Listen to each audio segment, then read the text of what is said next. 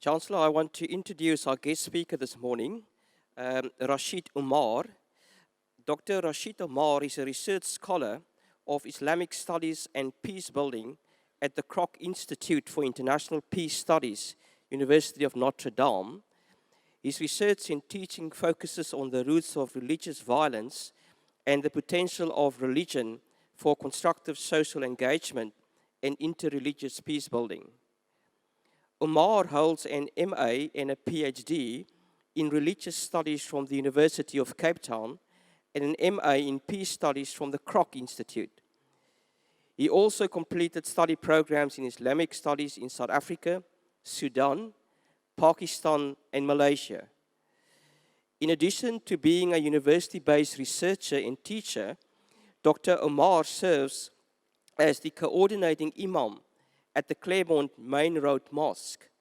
He's an international advisor to the Dutch-based Knowledge Forum on Religion and Development and trustee of the Healing of Memories Institute in South Africa.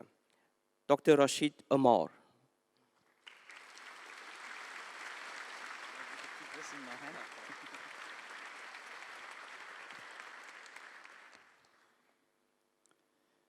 Thank you very much, the Chancellor, Vice Chancellor, SRC President, academic staff, graduating students, ladies and gentlemen, good morning, Molweni, Assalamu alaikum. Allow me first to congratulate all of our graduates present here today. Your wonderful achievements that we are celebrating here today allow you, the graduate class of 2014, to become part of a very small and privileged segment of our society. According to Census 2011, almost 9% of the South African population has had no schooling, and only about 12% of the population has a tertiary qualification.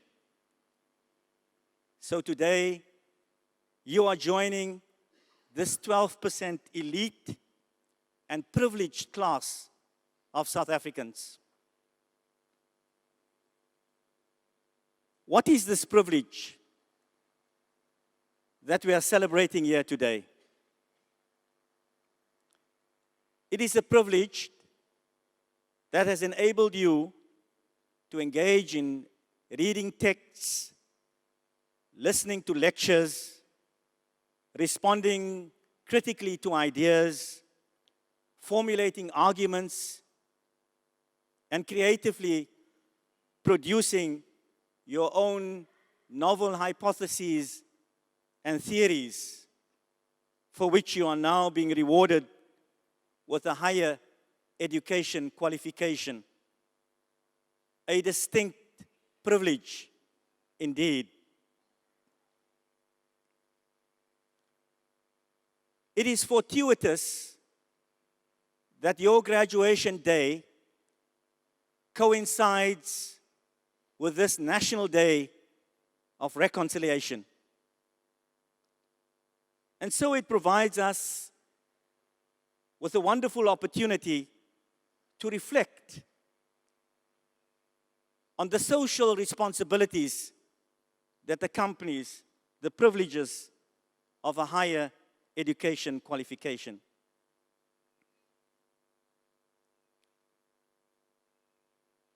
I would like to suggest that the privilege of a higher education qualification should not just be about me, myself, and I. A conscientious graduate should be someone who avoids the alluring trap of individualism and becomes a socially conscious and responsive citizen.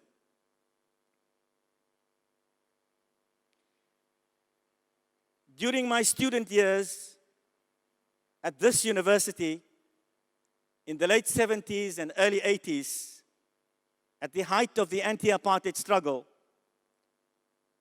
the struggle for social justice defined my student life and those of many others at the time. We fully recognized the privileges that higher education at this institution afforded us. And this motivated us to commit ourselves to the anti-apartheid struggle in the sincere hope that freedom from oppression and all forms of injustices would be achieved for all in our lifetimes. We were allowed to enroll at the University of Cape Town, which at the time was designated for whites, by signing a special permit that indicated that the courses we were taking were not being offered at the University of the Western Cape, which was designated for non-whites. In my case, ironically, my UCT so-called permit course was African history. And so we entered the University of Cape Town under protest. And we willingly made sacrifices, such as refusing to participate in university sports at the University of Cape Town, and to attend graduation ceremonies such as these, because of our commitments to the struggle for social justice in apartheid South Africa.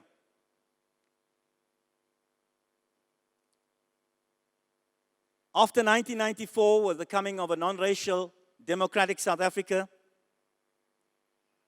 the opportunities for social justice and transformation has expanded.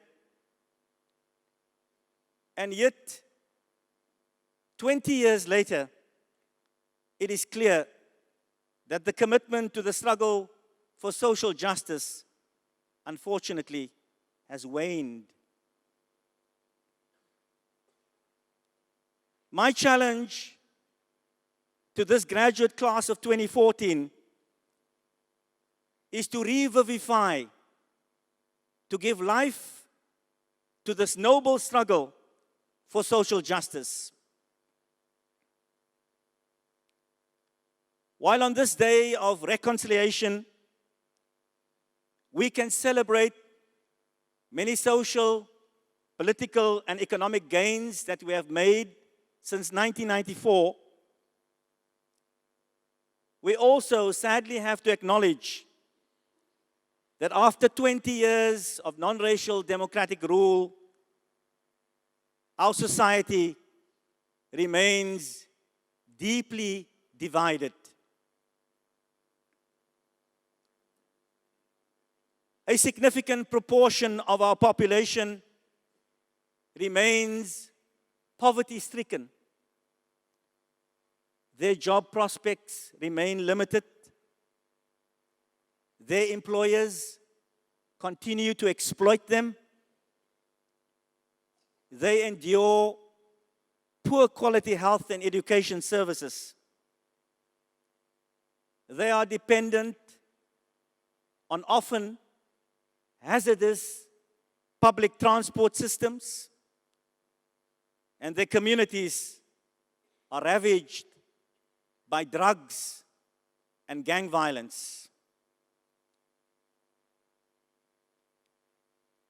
It is commendable that this institution offers many programs that affords its students great opportunities, not only to reflect on the deep inequalities that persist in our society, but also encourages its students to make a positive contribution towards building a more egalitarian society and to traverse the racial and class divides that remain so intractable in our city and in our country.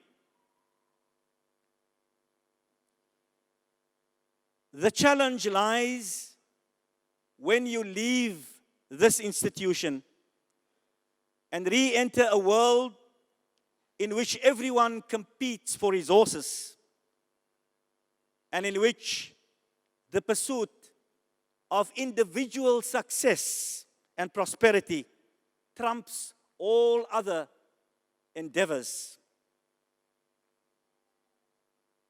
I would like to propose at least 4 ways in which you, the graduate class of 2014, can rise to the challenge of revivifying the selfless struggle for social justice. First, you could strengthen the leverage of civil society for social justice and transformation by becoming active members of community-based organizations. Currently, there is a growing social movement that seeks greater socio-economic justice and dignity for all South Africans, and I encourage you to become an active participant in this social movement. Second, you could support solidarity campaigns for economic justice for marginalized and exploited workers. At this time, we are witnessing some significant realignment of power and ideological debates in the trade union movement, which could have serious implications for the struggle for social justice. Third, you could use your privileged position in society to strengthen our Chapter 9 institutions enshrined in our country's constitution.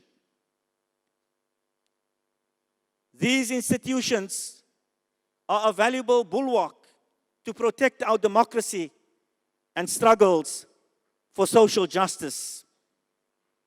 And the independence of these institutions are critical to prevent abuse of power and to hold our government to account for their actions. Examples of these institutions include the Office of the Public Protector, the Auditor General, and the Human Rights Commission. Last but not least, there are also modest individual acts of compassion and benevolence which each one of you can engage in and which collectively can contribute immensely to social transformation and socio-economic justice in our country. By beginning with small and modest acts of charity, we can gradually begin to transform them into acts of solidarity in pursuit of socio-economic justice for all marginalized and impoverished communities in our country. I place these proposals before you, the graduate class of 2014, on this joyous day of your graduation and reflective day of reconciliation.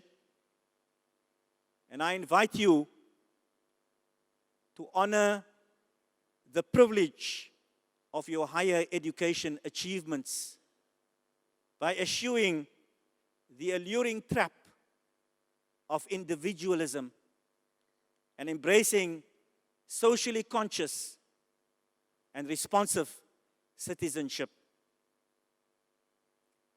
At this celebratory time, my wish and my prayer is that we are not merely celebrating your privilege of acquiring a higher education qualification,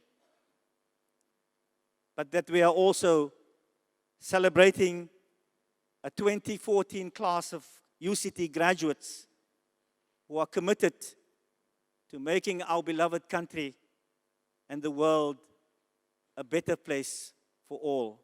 I thank you for your patience.